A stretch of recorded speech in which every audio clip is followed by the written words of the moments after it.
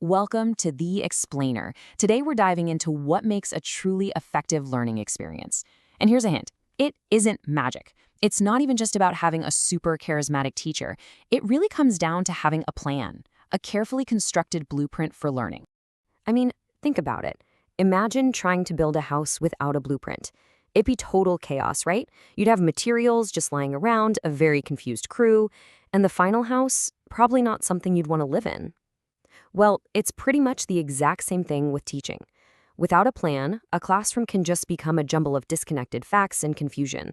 But with that solid blueprint, it transforms into a place of clarity where concepts connect and you get real, intentional growth.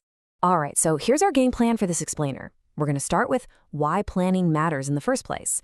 Then we'll look at the three main pillars: the learner, society, and the subject itself.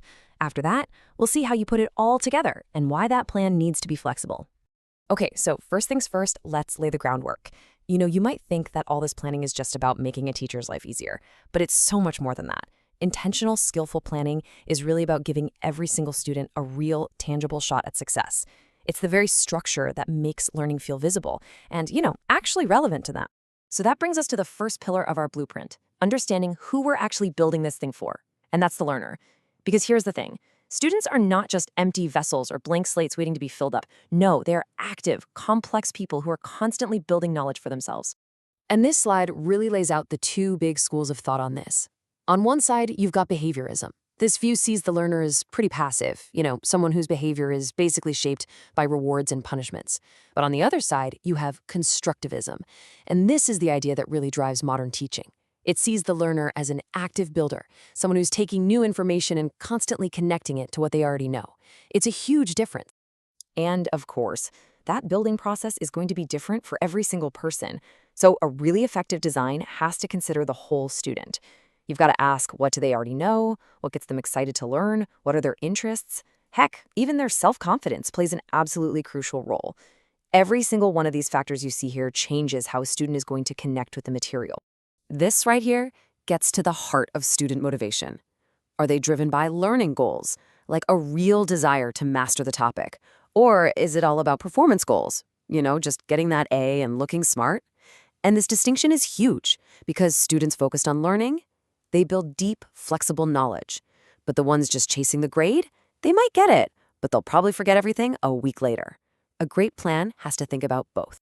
Okay, let's build on that and move to our second pillar. Because learning doesn't happen in a vacuum, right? It's happening inside a society. And that society has its own needs, its own values, and its own ideas about what an educated person should know and be able to do. And this quote from Tomlinson and Moon is just perfect. It says that standards aren't the curriculum itself. They're the ingredients for the curriculum. I love that analogy.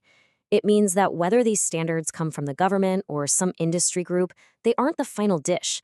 They're the raw materials. It's the educator's job to take those ingredients and cook up something amazing for their students. So these ingredients, these standards, they usually come in three main flavors. You have content standards, which tell you what students need to know. Then there are performance standards, which get into how well they need to know it. And finally, proficiency standards set the bar for by when, like the level you'd expect for a certain grade. All right, that brings us to our third and final pillar, the subject matter itself. This is the what of our blueprint. It's the actual content we want students to learn. And honestly, figuring out what's most important to teach is a huge part of the job. So where does this content actually come from? Well, there are a few ways to figure it out. You could do a conceptual analysis, where you dig into the big ideas and theories of a discipline like physics or history. Or you could do a task analysis, where you literally break down a job into all its specific steps and skills.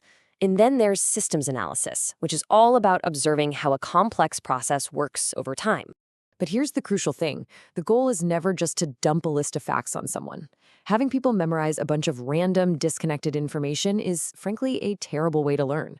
The real magic happens when you weave those facts together into a meaningful network of ideas.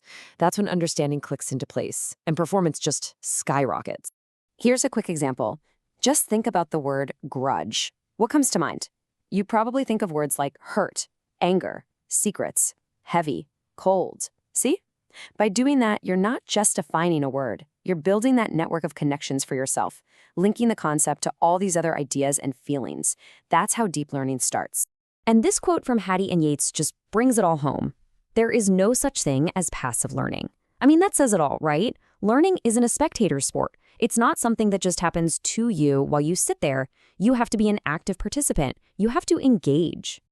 Okay, so we've got our materials, right? We have a deep understanding of the learner, we know what society needs, and we've analyzed the subject matter. Now, it's time to actually build this thing. Let's put it all together into a concrete plan. Now, one of the most effective ways to do this is something called backward design. It might sound a little counterintuitive, but you actually start with the end in mind. First, you look at the standards to figure out your destination. Then, you look at your students to figure out your starting point. From there, you define exactly what you want them to be able to do. And only after all that do you start building the tests and the daily activities to get them there. Now, the secret sauce that makes this entire process work is one word: alignment. This is absolutely critical. It means that your objectives, what you want them to learn, your assessments, how you measure it, and your instruction, how you teach it, all have to be perfectly in sync. When those three things line up, learning isn't just effective, it's incredibly efficient. So the last piece of the puzzle here is organizing the content itself. You've got to define the scope, basically how much ground you're going to cover. Then you zero in on the focus. What are the biggest, most important ideas? After that, you figure out the sequence, the most logical order to teach everything. And finally, you chunk it all down into smaller, manageable lessons that people can actually absorb. But the work isn't over just because the plan is written down. And this is so important. A great learning blueprint isn't a rigid, set-in-stone command. It's a guide. It's a living document. This is why the whole process has to be dynamic. A great teacher is constantly checking in, seeing what's landing and what's not. That's that formative testing.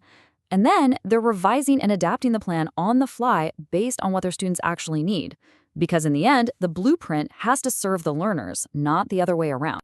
So as we wrap this up, I want to leave you with a question. If you were designing a learning experience for a friend, for a class, or even just for yourself, what would you focus on most in your blueprint?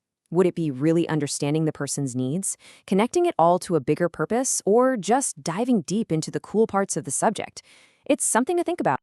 Thanks so much for joining me on this deep dive into how great learning experiences are built.